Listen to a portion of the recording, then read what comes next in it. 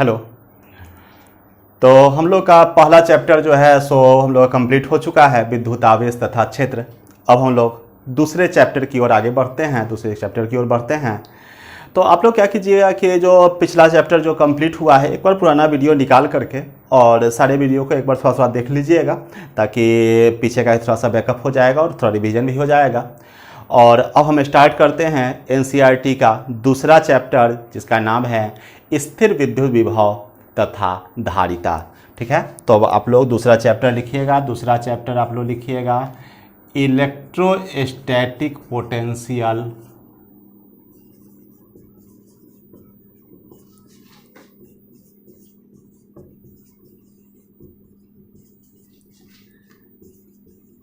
And capacitance. दूसरा chapter आप लोग लिखिए इलेक्ट्रोस्टैटिक पोटेंशियल एंड कैपेसिटेंस, स्थिर विद्युत विभव तथा धारिता। स्थिर विद्युत विभव तथा धारिता। ठीक है, इस चैप्टर के अंदर नाम से ही लग रहा है दो तरह का इसमें पढ़ना है चीज। एक हिंदी में लिख लीजिएगा स्थिर विद्युत विभव तथा धारिता, एक स्थिर विद्युत विभव और दूसरा धारिता। ये भी जो है सो दो पार्ट में है, जिसमें हम पहले स्टार्ट करेंगे स्थिर विद्युत विभव के बारे में। अब ये विभव क्या है इसको हम लोग समझेंगे। आप लोग हेडिंग दे चुके हैं, विभव क्या है इसको हम लोग समझेंगे। उससे पहले थोड़ा सा ध्यान देते हैं, इससे पहले जो हम लोग पढ़े हैं क्या चीज कि विद्युत क्षेत्र तीव्रता। विद्युत क्षेत्र तीव्रता को हम लोग परिभाषित किए थे किसके आधार पर? बल के आधार पर। विद्युत क्षेत्र तीव्रता को हम लोग परिभाषित किए थे बल के आधार पर, कि किसी आवेश पर किसी विद्युतीय क्षेत्र के किसी बिंदु पर जितना बल लग रहा है वो हो गया वहां का विद्युत क्षेत्र तीव्रता। ठीक उसी तरह से विद्युत विभव को जो परिभाषित किया जाता है, विभव है क्या चीज उसको हम अगले वीडियो में समझाएंगे। आखिर विभव है क्या चीज उसको हम आगे समझाएंगे। फिलहाल बस अब इतना ही बोल रहे हैं कि विद्युत विभव को जो परिभाषित किया जाता है उस परिभाषित किया जाता है किसके आधार पर? कार्य के आधार पर। जिस तरह से विद्युत क्षेत्र तीव्रता को परिभाषित किया गया था बल के आधार पर, मतलब कि किसी बिंदु पर जितना बल लगता है वो हो गया उस बिंदु का विद्युत क्षेत्र तीव्रता। ठीक उसी तरह से जितना कार्य होता है वो होता है उस बिंदु का विद्युत विभव, जिसको भी से सूचित किया जाता है, आगे हम लोग देखेंगे। तो इसके लिए बल और मतलब विद्युत क्षेत्र तीव्रता के लिए क्या चीज? बल। उसी तरह से विद्युत विभव के लिए क्या चीज? कार्य। तो बल के लिए फॉर्मूला तो हमको शुरू से मिल चुका था क्या चीज? कूलॉम के नियम में। लेकिन कार्य का फॉर्मूला तो हम लोग को अभी तक मिला नहीं है, इसलिए सबसे पहले हम लोग निकालेंगे कार्य का फॉर्मूला। और कार्य का, चूंकि कार्य के बारे में अभी तक हम लोग पढ़े नहीं है, तो कार्य का फॉर्मूला निकालेंगे और तब जाकर के जो है सो विभव क्या होता है उसको हम आप लोगों को आगे समझाएंगे। तो पहला हेडिंग दीजिएगा, पहला हेडिंग आप लोग दे दीजिएगा वर्क डन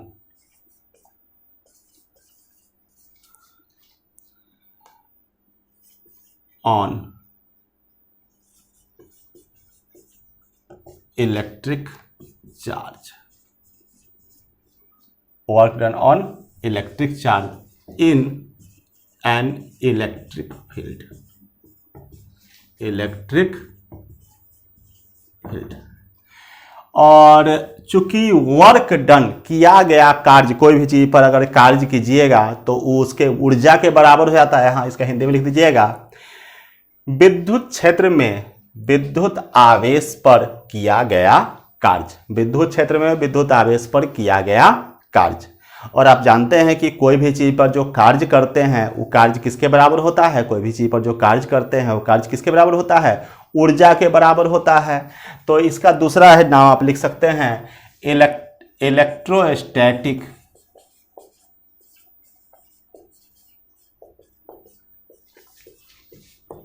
पोटेंशियल एनर्जी। स्थिर विद्युत स्थितिज ऊर्जा, स्थिर विद्युत स्थितिज ऊर्जा। इसका दूसरा लिखिएगा स्थिर विद्युत स्थितिज ऊर्जा। ठीक है, अब ये क्या है, कैसे कार्य होगा, कैसे इसका ऊर्जा, चूंकि कार्य ही ऊर्जा होता है, हम लोगों को मेन रूप से निकालना है किसके बारे में? कार्य का फॉर्मूला निकालना है, वही उसका ऊर्जा बन जाएगा। तो अब हम लोग कार्य के बारे में समझते हैं। चलिए,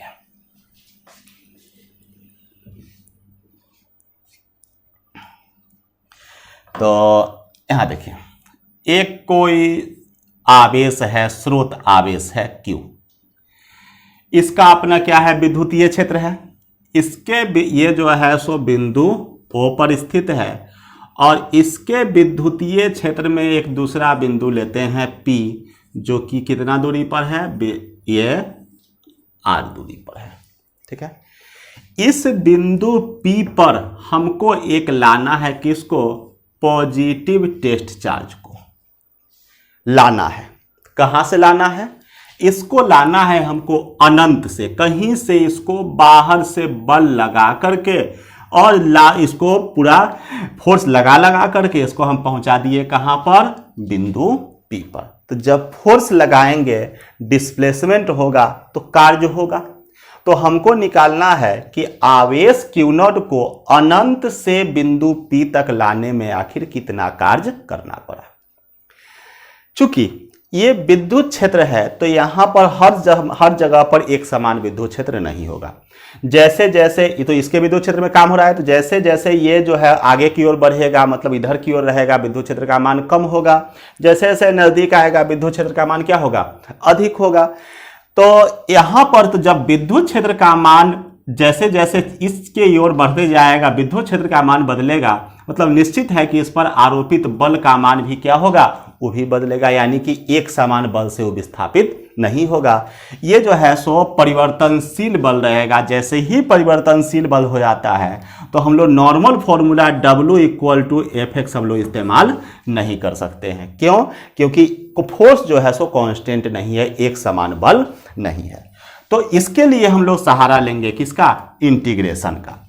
चलिए अब मान लेते हैं कि ये जो टेस्ट चार्ज है किसी समय में यहां पर है, कहां पर है, देखिए इस स्रोत आवेश से है x दूरी पर है और यहां पर ये कितना विस्थापन तय किया, dx। तो dx विस्थापन जो तय किया है, इसमें हम लोग क्या करेंगे, पहले कार्य निकालेंगे और फिर उसको इंटीग्रेट करेंगे अनंत से लेकर के कहां तक, बिंदु P तक, यानी कि R दूरी तक। तो आप लोग फिगर ड्रॉ कीजिएगा और फिगर ड्रॉ करने के बाद लिखिएगा इसके बारे में।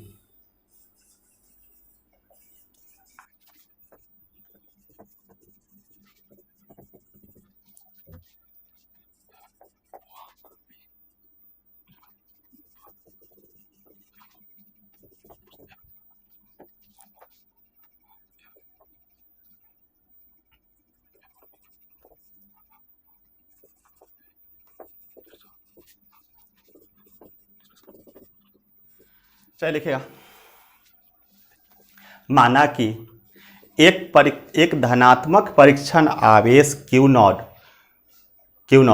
को बाह्य बल आरोपित करके, बाह्य बल F आरोपित करके बिंदु P पर रखा गया है। ठीक है, तो आप लिखिएगा यहां पर F = EQ0, समीकरण 1। उसके बाद लिखिएगा कि जब आवेश Q0, जब परीक्षण आवेश Q0 dx विस्थापित होता है, जब परीक्षण आवेश Q0 dx विस्थापित होता है, तब dx विस्थापन में किया गया कार्य लिख करके लिखेगा dW = F × dx। ठीक है, तो अब जो है सो हमको लाना कहां से है, तो इसको अब देख लीजिए, F = हो जाएगा क्या चीज, EQ0 और E यानी कि इस पॉइंट का विद्युत क्षेत्र तीव्रता। तो E फॉर्मूला होता है 1/4πε0 और Q बाई कितना दूरी, ये Q बाई कितना दूरी पर है, x, यानी कि Q/x²। ठीक है, हाँ एक बात यहाँ ध्यान देना है, चूंकि आप फोर्स अपोज कर रहे हैं इसलिए हो जाएगा यहाँ पर F × -dx। चूंकि यहाँ पर विपरीत दिशा में बल लग रहा है, एगेंस्ट कर रहा है, इसलिए -dx उल्टा दिशा में आ रहा है। तो E इतना, तो हो जाएगा dW = F × -dx। F के जगह पर E का वैल्यू इतना निकल गया, तो dW = हो जाएगा F के जगह पर कितना, 1/4πε0 × Q/x² और Q0 × इंटू हो जाएगा माइनस dx। ठीक है, ये हमको वर्क डन मिल गया कितना दूरी पर, dx। अब जो है सो आखिर इस चार्ज को कहां से लाया गया है, इनफाइनाइट से लेकर कहां तक लाना है हमको, बिंदु P तक लाना है। तो अब आगे लिखिएगा,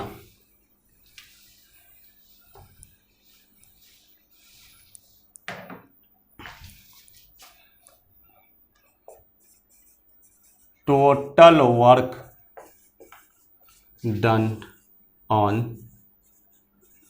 चार्ज ऑन टेस्ट चार्ज,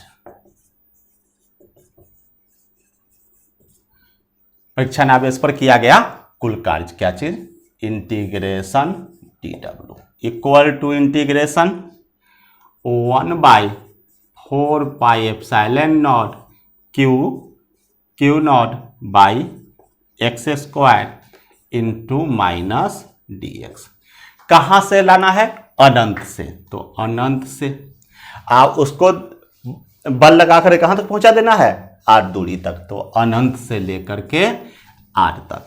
तो dw का इंटीग्रेशन हो जाएगा w, तो यहां ध्यान दीजिएगा dw का हो गया w, ये कांस्टेंट टर्म सब बाहर निकल जाएगा, तो क्यू नॉट कांस्टेंट है, तो Q not by 4 pi epsilon not, अंदर जो बच गया उसको लिख देते हैं, तो हो जाएगा 1/x square into minus dx, minus 1/x square into minus dx, कहाँ से, इनफाइनाइट से लेकर के r तक। तो dw इक्वल टू हो जाएगा Q not by 4 pi epsilon not, और 1/x स्क्वायर का होता है माइनस 1/x इंटीग्रेशन, तो माइनस 1/x, और ये माइनस आ गया तो माइनस माइनस हो गया प्लस, तो यहाँ देखिए इसका होता है माइनस 1/x, और ये वाला माइनस आ गया तो माइनस माइनस हो गया प्लस, कहाँ से कहाँ तक, इनफाइनाइट से लेकर के r तक। तो हो गया w equal to q not by 4 pi epsilon not, upper limit minus lower limit, यानी कि 1/r माइनस 1/, तो 1/इनफाइनाइट होता है 0, इसलिए हो गया w equal to q not, ऐसे लिख देते हैं, देखिए 1/4 pi epsilon not q not by r, ये हो गया वर्क डन।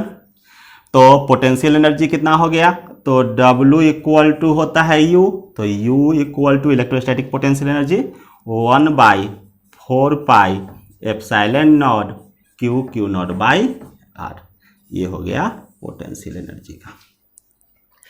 आप लोग को हम फिर से रिपीट कर रहे हैं, फिर से वही बात बोल रहे हैं कि आप लोग क्या कीजिएगा कि चैप्टर 1 का जो है सो बढ़िया से रिवीजन कर लीजिएगा और उसके बाद इसको पढ़िएगा, और तब जो है सो अगले वीडियो में बताते हैं electrostatic potential and potential difference, स्थिर विद्युत विभव और विभवांतर, बहुत इंपॉर्टेंट पॉइंट है, इसलिए वो मिलते हैं हम अगले वीडियो में, और इसको आप लोग बढ़िया से पढ़ लीजिएगा, बहुत इंपॉर्टेंट क्वेश्चन भी है। ठीक है, मिलते हैं हम अगले वीडियो में।